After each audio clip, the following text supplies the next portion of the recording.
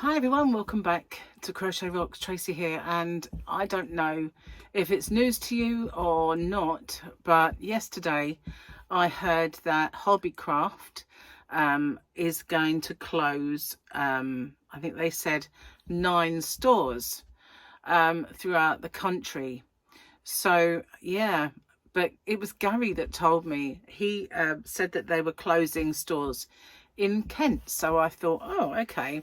Now, as you know, from time to time, I'll do little shopping videos looking around HobbyCraft. And so I wanted to know which ones were affected. So I've got the list of the 9 shops that are affected by this closure.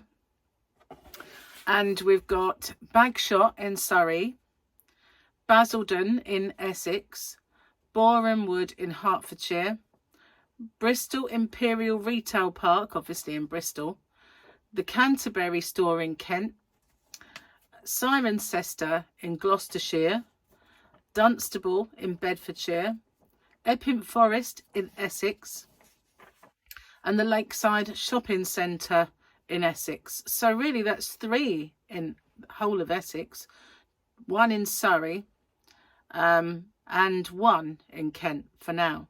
But unfortunately, that may not be the end of it, because they did say that a number of their stores were being reviewed. So it might not be all there is in terms of closures. And there was about 70 to 150 job losses so far. So basically, I think they've been bought by a company that does like to break up stuff, and they're also looking to buy WH Smiths, and I don't know, maybe they buy companies that are a bit on the ailing side, and hopefully they'll bring it back up rather than break it all up. And you know, we do have other outlets as such. We've got, recently I did a shopping video at the range, who do seem to be building up a little bit of their range, but they don't sell yarn from other companies. They sell Devanti, which is theirs. Well, it's made for them, and that's what they sell. Other than that, we don't really have, we get the odd independent yarn shop that survives the high street, and those ones that have been around a long time tend to have a you know, good clientele that support them. But so many have closed since lockdown. The ones we had here on the island, that closed. It's a tanning salon.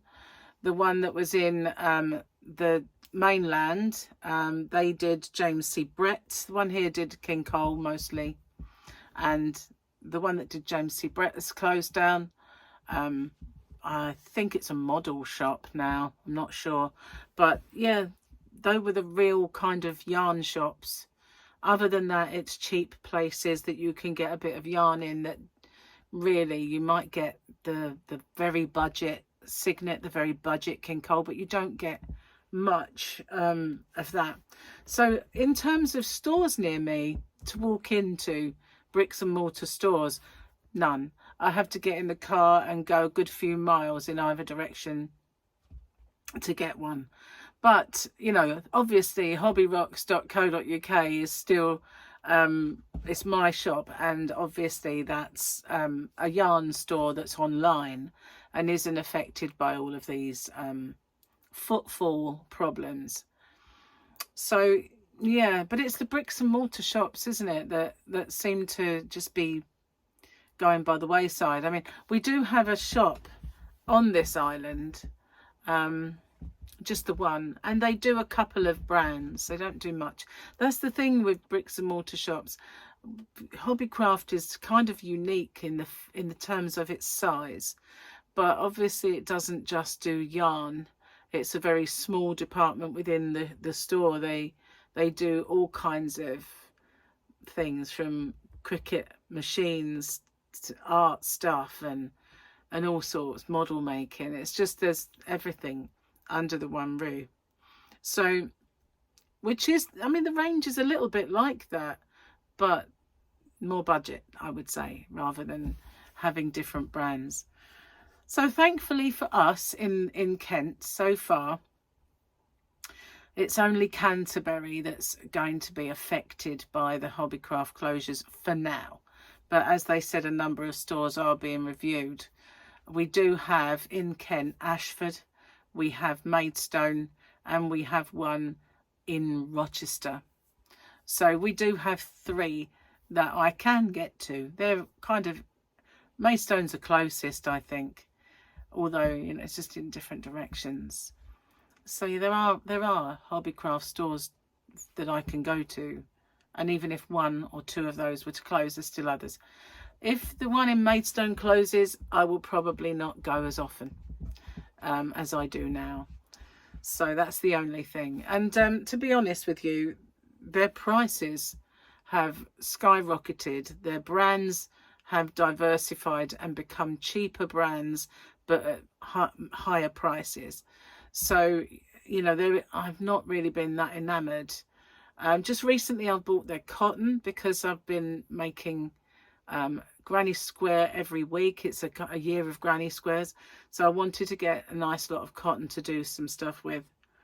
But on the whole, I can't say that, you know, even if I didn't have my own shop, which is, there is a link in the description box and a voucher code. I ship worldwide, and it's weight-based shipping. So it's, if you order less, it's less shipping. If you order more, it's obviously more. But although I have my own shop, if it wasn't for that, I still wouldn't be using HobbyCraft as much as they would obviously like me to. I did more a few years back, long before I had my own shop, but they sold more brands. And I think for some reason they've really kind of, the choices they've made have not been the best. They've got a lot more of their own variety of yarns now, but they charge too much for them. That's all I think about. But yeah, it's a shame. I hope it doesn't signify, you know, the beginning of the end for HobbyCraft, because it is nice to be able to pop there, have a look round, see what new yarns they've got. And for my partner, he loves going to the model section and a few other bits and pieces. And I quite like the idea of being able to go there. They do classes and stuff like that on things like Cricut. So if you want to make something, or you want to know if you want to buy one, you can at least do that first. So I hope, you know, that it isn't the kind of signifying the end.